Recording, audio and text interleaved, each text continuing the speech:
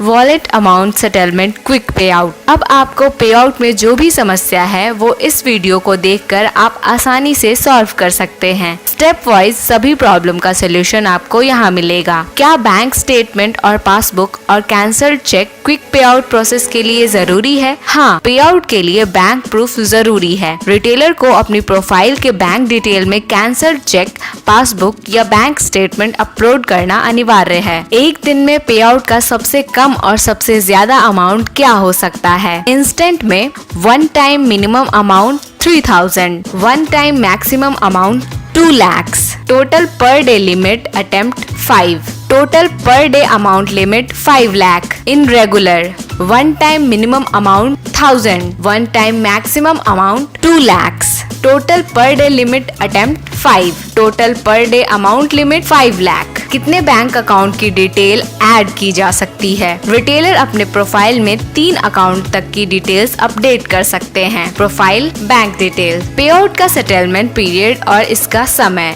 इन instant available time slot सुबह 7 बजे से रात के 9 बजे तक। Funds to bank will be transferred as per IMPS procedure all 7 days a week। In regular सुबह 8 बजे से शाम के 6 बजे तक। Funds to bank will be transferred as NEFT procedure within 1 hour and only on bank working days. पे out के लिए रिटेलर की अपडेटेड बैंक डिटेल्स कैसे चुने? रिटेलर बैंक अकाउंट की डिटेल के लिए इन 3 में से किसी का भी चुनाव कर सकते हैं। Select beneficiary, quick payment request के दौरान भरी गई बैंक अकाउंट की डिटेल्स। बैंक डिटेल अप्रूव्ड होनी चाहिए। वेब पॉज पाथ, पेवर्ड अकाउंट को लॉगिन करें। पेमेंट पर जाकर क्विक पे आउट को चुने। इंस्टेंट और रेगुलर पेमेंट मोड का चुनाव करें। सेलेक्ट बेनिफिशियरी से वो अकाउंट डिटेल चुने जिसमें पेमेंट रिक्वेस्ट करना चाहते हैं। अनुमति के हिसाब से मिनिमम और मैक्सिमम अमाउंट भरकर सबमिट करें। एमपॉज पाथ,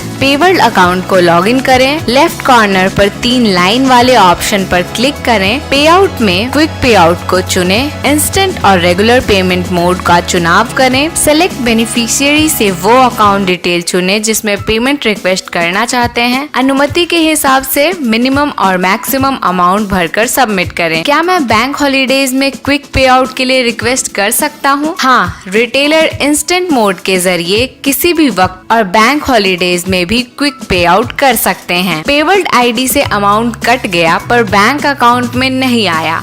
अमाउंट का सेटलमेंट बैंक के इन कारणों पर निर्भर करता है। पे आउट रिक्वेस्ट टाइम, पे out mode that is instant और रेगुलर। अगर ऊपर दी गई डिटेल्स पूरी है तो रिटेलर कंप्लेंट भी कर सकते हैं। पे आउट ट्रांजैक्शन रिपोर्ट में रेज टिकट के जरिए अपनी बैंक स्टेटमेंट की कॉपी अपडेट करके आपको 2 से 3 वर्किंग डे का इंतजार करना होगा। क्या वॉलेट अमाउंट सेटलमेंट के लिए करंट अकाउंट का होना जरूरी है?